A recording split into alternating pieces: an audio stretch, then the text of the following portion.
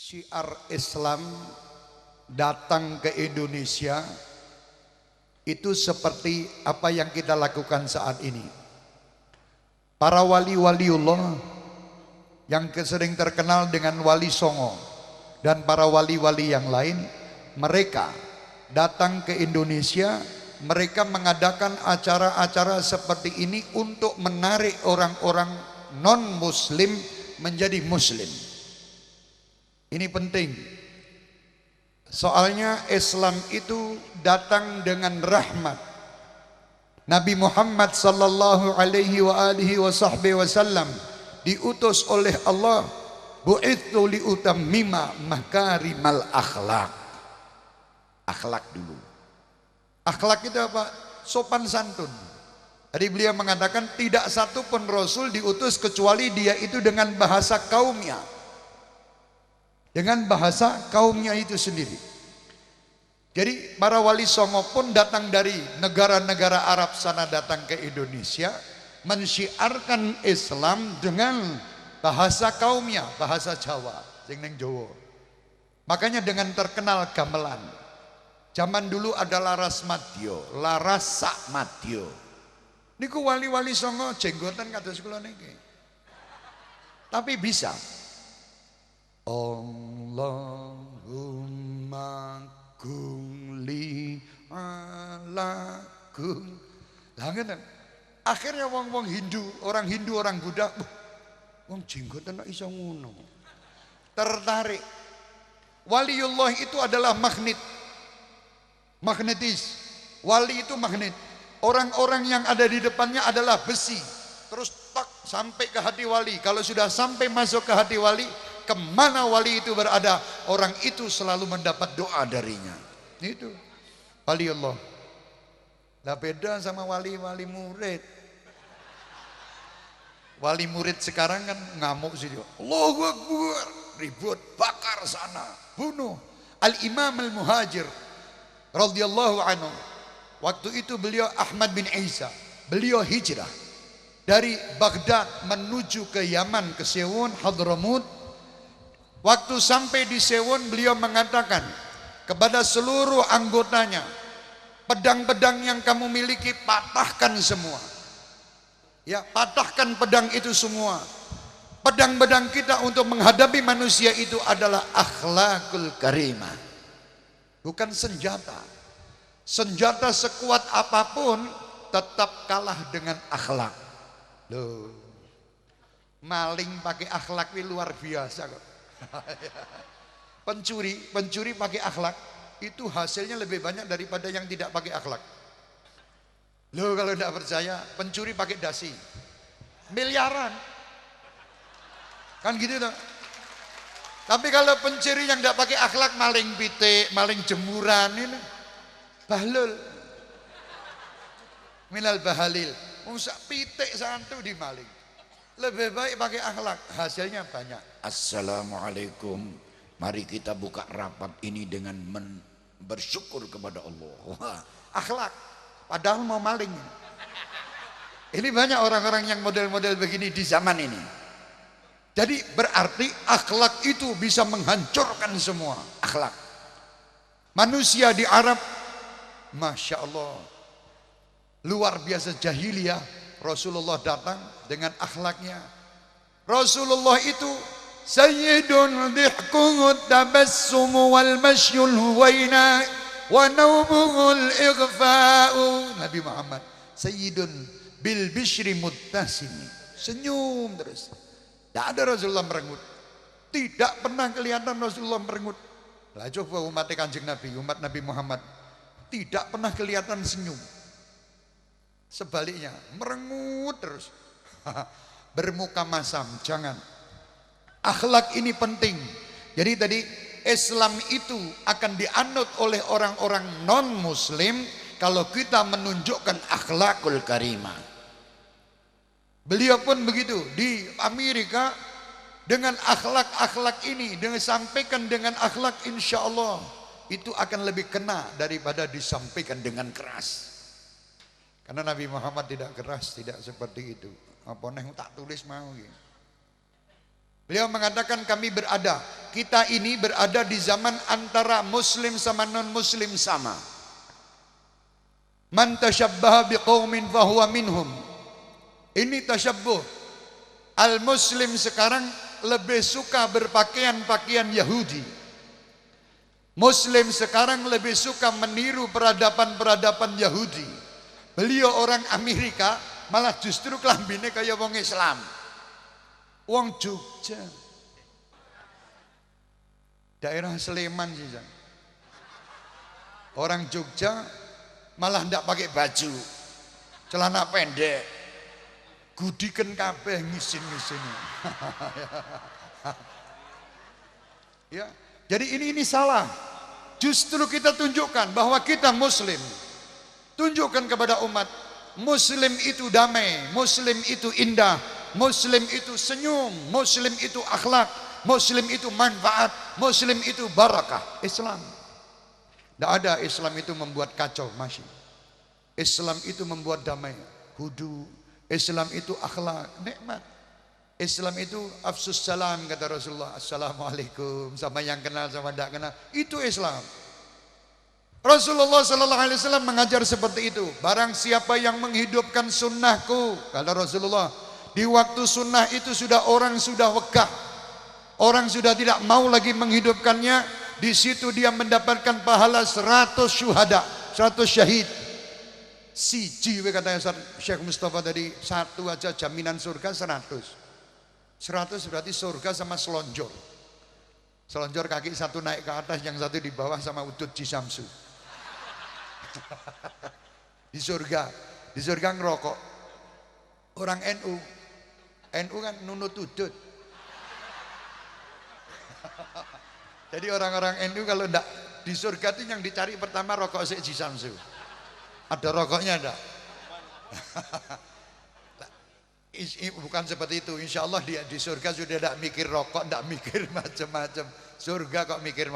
Di surga pun kita tidak akan mikir bidadari.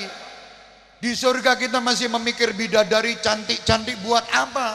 Karena di surga kita sudah melihat Muhammad sallallahu alaihi wasallam. Di surga kita berjumpa Rasulullah. Perjumpaan ma'ar Rasul sallallahu alaihi wasallam ini ahsan minal huril ain. Lebih utama daripada berjumpaan dengan bidadari-bidadari. Apa maknanya bidadari? Kalau dibandingkan dengan Muhammad sallallahu alaihi wasallam. Habib di Quran kan di hurul ain ka'amtalil lu'lu'il maknun jazaan bima kanu ya'malun. Itu maksudnya Al-Quran ini berbicara menurut akal manusia. Karena manusia itu senang sama perempuan. Akhirnya dipancing sama Allah, kalau kamu taat, kalau kamu beramal, kamu akan mendapat wanita-wanita yang cantik di sana. Kalau kamu beramal, kamu baik, akan minum di sana nanti khamr, minuman-minuman tua istilahnya yang tidak memabukkan.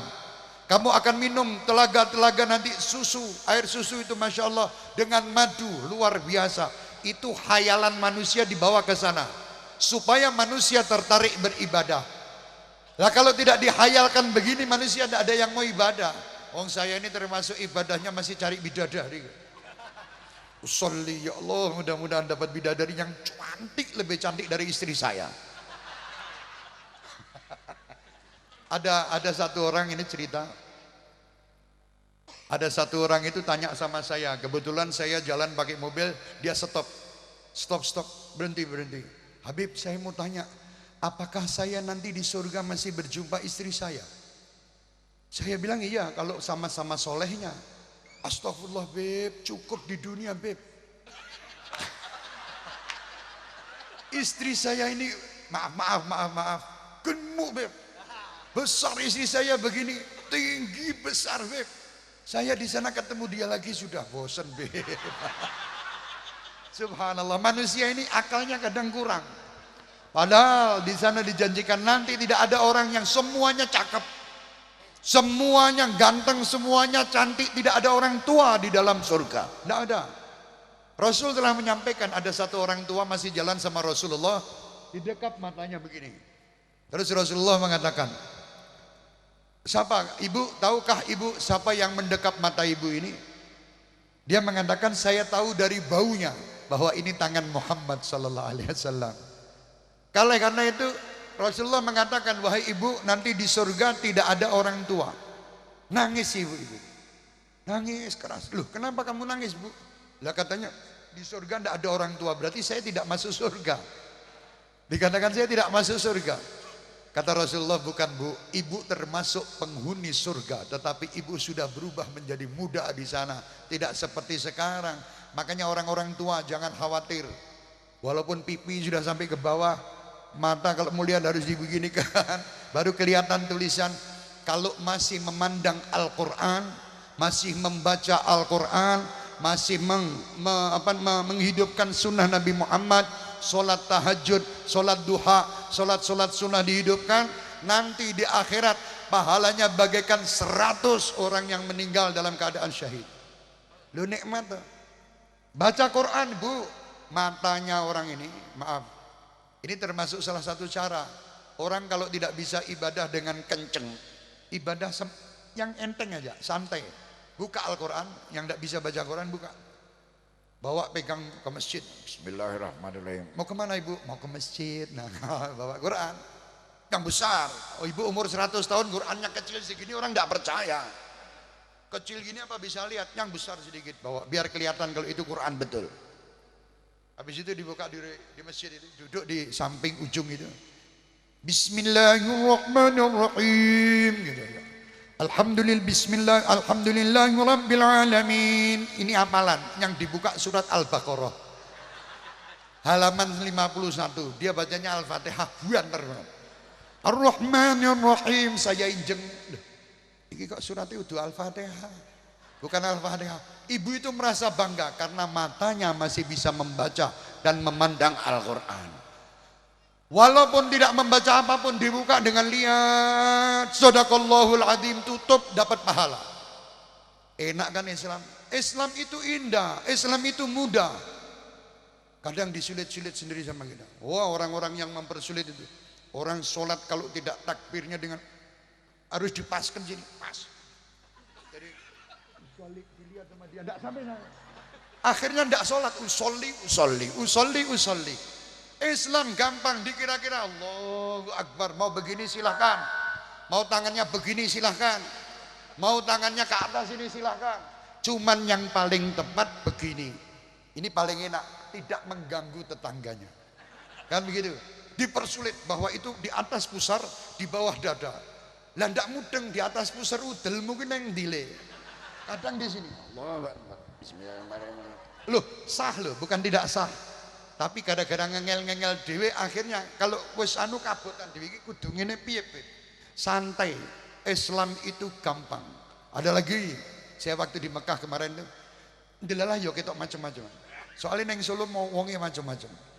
Ayat asyhadu alla illallah. Ada yang begini. Tidak apa-apa, sah, sholatnya sah, diterima. Allah Maha Pengasih, Allah Maha Penyayang. Allah tahu orang ini masih pusing. Kan begitu.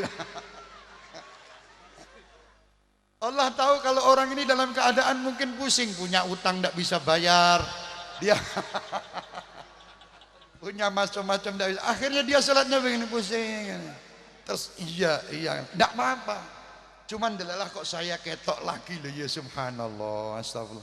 Jadi yang betul asyhadu alla ilaha illallah, turun sedikit selesai. Nah, kecuali kalau buyutan enggak apa-apa. Ya, kalau sudah tua umur 100 tahun enggak ada masalah begitu ya. Ini kembali kepada tadi lagi, menghidupkan sunnah Rasul.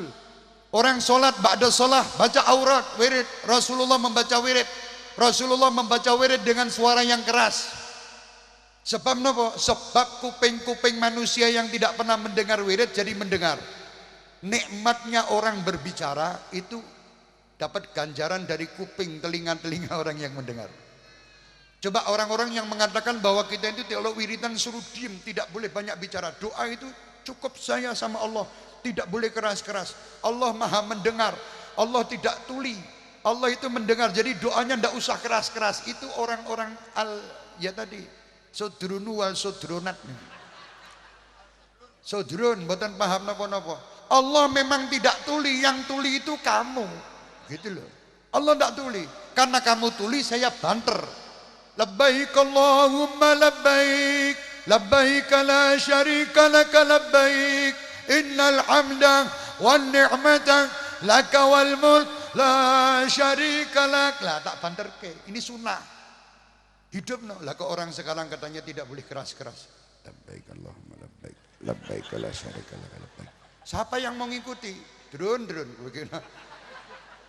Nek pinter ki ya mbok aja kepinteran to, Drun. Orang kadang itu kalau kepinteran konslet. Ya.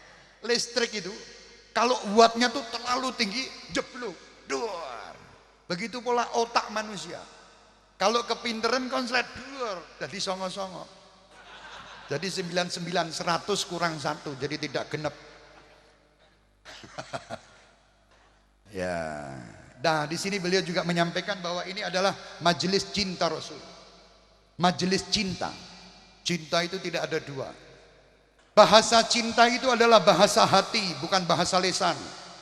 Al-mahabbah. Cinta ini mahabbah, bahasa hati.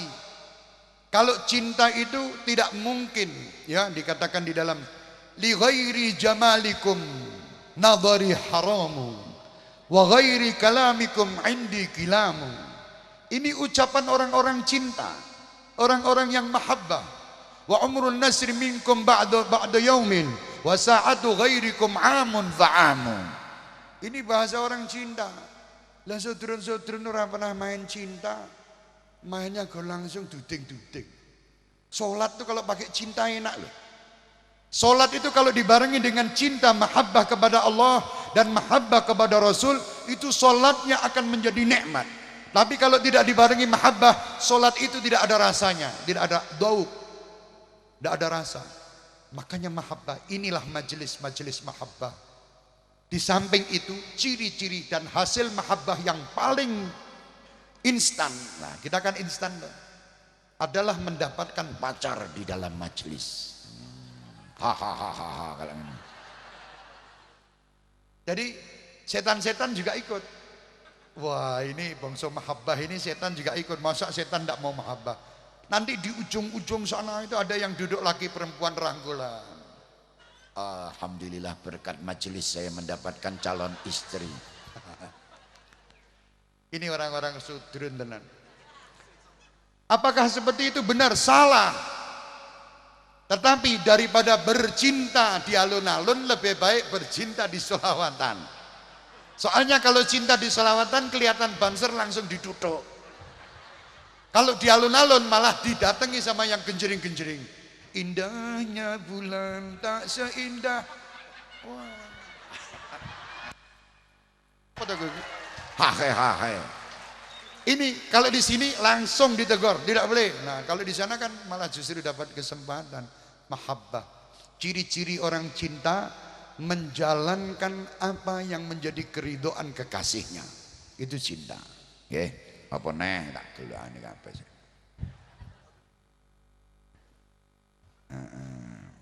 Cinta itu Masya Allah, cinta kepada Rasul diukur dengan cinta kepada ahli baitir Rasul.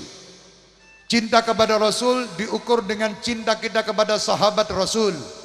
Cinta Rasul diukur dengan bagaimana kita melaksanakan sunnah Rasul. Kalau tidak berarti kita cinta palsu, cinta bohong. Ada orang cinta kok sholat subuh tidak sholat, tidak sholat sunnatul fajr rakaatain, tidak cinta itu. Namanya mahabbah. Oh Rasulullah sholli sunnah rakaatain al-fajr lillahi ta'ala. Itu mahabbah. Tapi kalau tidak berarti bohong, bukan mahabbah.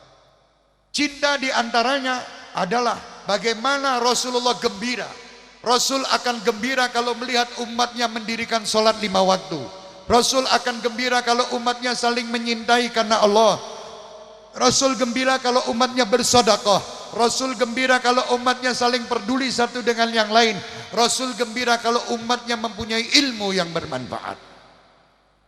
Ini Rasul gembira seperti majelis Mbah Soleh ini. Ini kita termasuk majelis mahabbah. Nek orang mahabbah orang nek lu jenengan nek mboten enten hall, siapa yang ngumpulke wong sakmene akeh?